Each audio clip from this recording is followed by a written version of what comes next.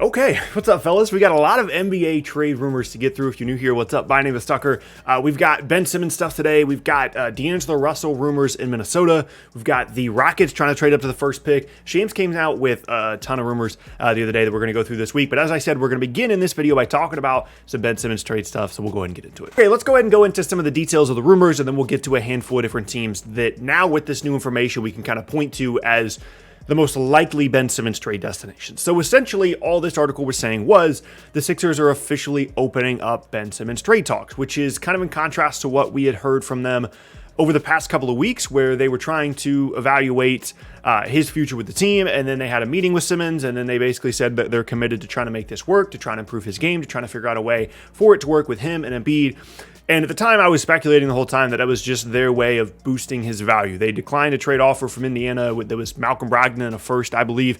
And it was all just, in my opinion, their way of letting everybody else know that they weren't going to get Ben Simmons for basically free. And now it's coming out that they are going to be opening up trade talks, looking for specifically, in their mind, an all-star caliber player, at least in return, is kind of the center point of a Ben Simmons trade. Kind of turning a player in Simmons that is good but doesn't fit super well into a player that fits better with this roster, is a backcourt probably player, perimeter creator that kind of spreads the talent level of this roster out a little bit from, a lot in the front court to kind of a backcourt, front court combination with whoever they get and Joel Embiid. So the teams specifically that are mentioned in this article, as well as been thrown around, is what we're going to go through now. I have 6 teams listed here, kind of going in order from their likelihood / how well they fit in a possible Simmons trade scenario. Okay, first up is a team that we talked about the other day with a potential Colin Sexton trade, and that is the Cleveland Cavaliers.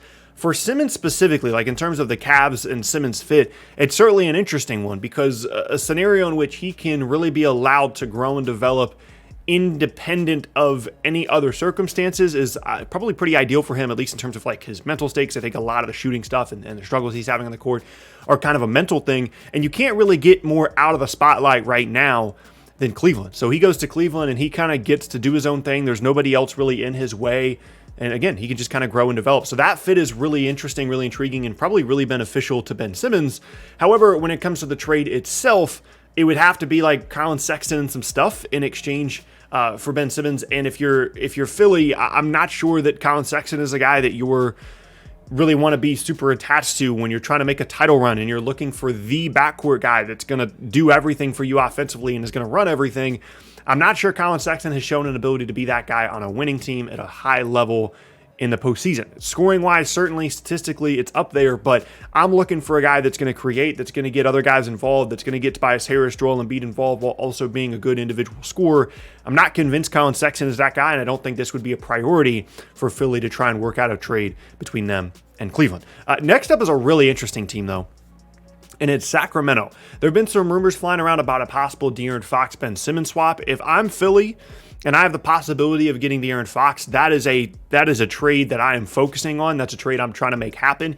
Even though you could make the argument that some of the shooting issues with Fox from the outside would continue to kind of cause issues with Philly within their offense, I believe in his ability to kind of figure that out, to be a good enough three-point shooter to where all the other stuff that he does really flashes well. If I'm Philly and De'Aaron Fox is on the table, I'm talking a lot to Sacramento. However, I doubt that is a realistic possibility for them, and it's more likely going to be a scenario where it's like Buddy Hield, Bagley, and some stuff, and that certainly provides value. The problem is Hield fits like kind of well within that Seth Curry-ish role that already kind of exists on this roster, where you'd much rather have a playmaker and a creator type guy like De'Aaron Fox, and then Bagley is an interesting upside candidate here. But, he's just essentially going to be a backup 5 at this point, and he's not going to have a ton of room to grow and develop, and then maybe you get a pick or something out of it. But unless it's De'Aaron Fox, I'm not incredibly excited about any kind of package I'd be getting from Sacramento if I'm Philadelphia. Next team is a team that's already been talked about multiple times here, and it's Indiana. It's the Malcolm Brogdon plus stuff package. I talked about this before. I think it's a relatively fair offer. It's not something I would jump on if I'm Philadelphia. I would certainly try and look to get a higher caliber player than Malcolm Brogdon in a trade. Yes, Brogdon's good. Yes, he's a borderline all-star caliber guy when he's fully healthy, but it's just not something that I'm going to be super excited about jumping on. I feel like that offer's always going to be there, of like Malcolm Brogdon a first or Malcolm Brogdon, TJ Warren and stuff, whatever the case may be. And for Indiana, it's just an upside move. You're trying to get someone in Simmons that is still young, that still has room to grow and develop. and provides more upside to this roster, where if you're Philly, you're getting pieces that fit better and have a bit more of a better floor here, I guess, when it comes to perimeter creation for Brogdon. Now, though, we get into the really interesting teams, and these are the three that I'm either most intrigued by or I think are most realistic. The first is the Toronto Raptors.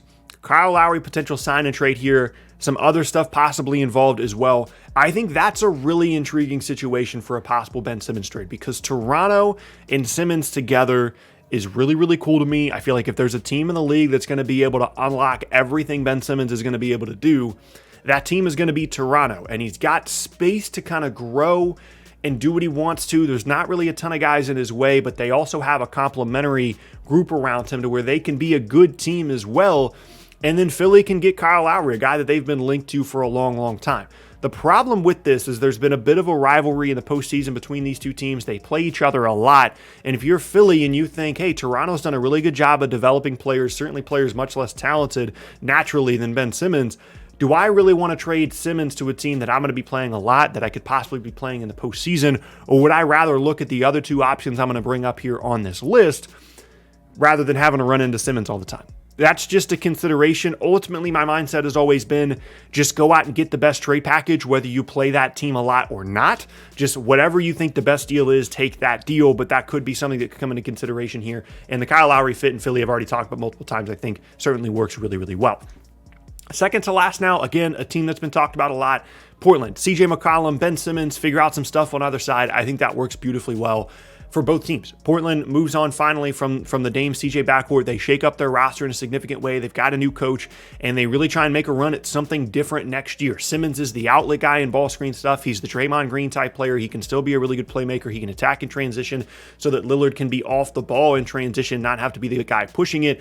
I think that fit actually works incredibly well for Portland, provides them versatility that is desperately needed. And yeah, they won't have as much backcourt perimeter creation as they've had in the past, but you could argue that some of that skill set between McCollum and Lillard has been redundant and certainly has been an issue for them on the defensive end of the floor as well. And for Philly, McCollum could not be a better fit when you're looking at like a non-All-NBA caliber player. CJ McCollum can create, he can facilitate. He's not a true point guard necessarily, but he's an on-ball player that can also play off the ball, that's going to be able to do a lot of really good things for them offensively. I highly doubt that there is a Lillard trade here potentially if you're Portland, because if you're trading away Damian Lillard for Ben Simmons, then you're also needing to have some kind of CJ McCollum trade in the works as well. So I would be shocked if Lillard is the focal point of any potential Portland Trailblazers trade package in exchange for Ben Simmons, but I think the McCollum thing makes a ton of sense. And then the last team on this list that I really want to get to is Minnesota. We'll talk about the D'Lo stuff a little bit later this week. Apparently, he is like off the table. They think that he is a core part of their team. They're not trading away D'Angelo Russell.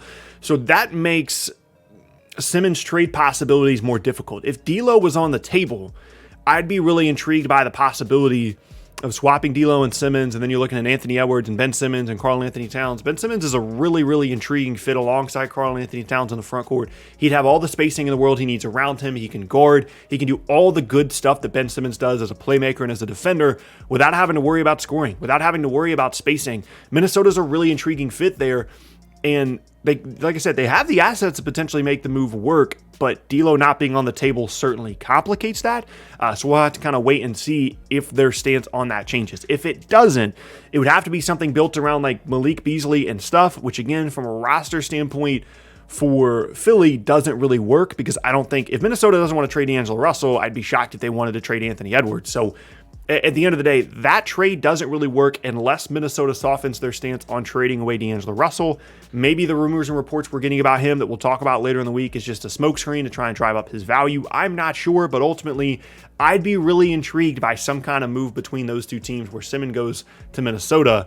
It's surrounded by by a handful of good players there, and Minnesota's a team to keep an eye on for next season in terms of actually being pretty decent. So that's kind of everything I have about these Simmons rumors. I'll continue to keep an eye on them. I've made a video before before saying that I do think he's getting traded this offseason. I think Philly's made it pretty clear that they're ready to move on. This is now 2 different times, once with the Harden trade and now with this series of rumors, that they've made it pretty clear to Simmons that they would rather have someone else on the team. I don't think you can continue to try and recover from this and continue to bring a guy back time after time after time after telling him basically that he's going to get moved. So whether it's McCollum, Lowry, something with Minnesota, something with Sacramento, there's a lot of really intriguing and interesting teams here, but the bottom line is they're looking for a centerpiece player that is going to help them be a top-tier postseason performer for next season.